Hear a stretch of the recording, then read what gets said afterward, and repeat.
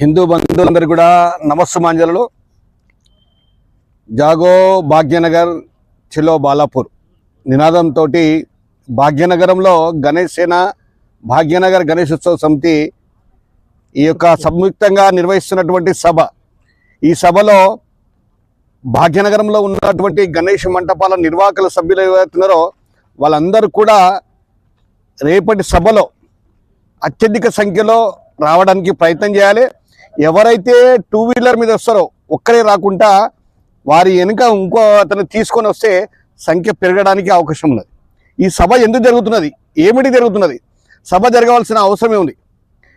బంగ్లాదేశ్ నుంచి ఈ హైదరాబాద్ నగరంలో తిష్ట వేయడానికి రోహింగ్యాలు ఉన్నారో వారిని భోజన వ్యవస్థతో పాటు ఉండడానికి ఏర్పాటు చేసినటువంటి అప్పటి టీఆర్ఎస్ ఉప ముఖ్యమంత్రి మహమూద్ అలీ గారు ఇక్కడ సకల సౌకర్యాలు వాళ్లకు ఇంటి అల్లుడికి ఎట్లయితే రాజభోగాలు ఇస్తారో అట్లాంటి రాజభోగాలు ఇచ్చి ఇక్కడ ఏర్పాటు చేయడం జరిగింది.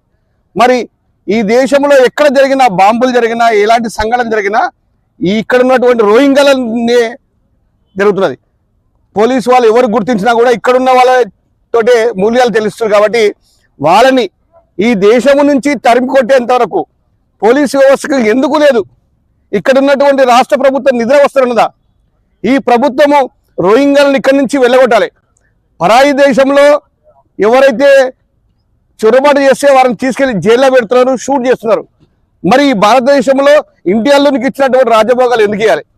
కాబట్టి ఇక్కడనేమో రాజభోగాలు అనిపిస్తారు.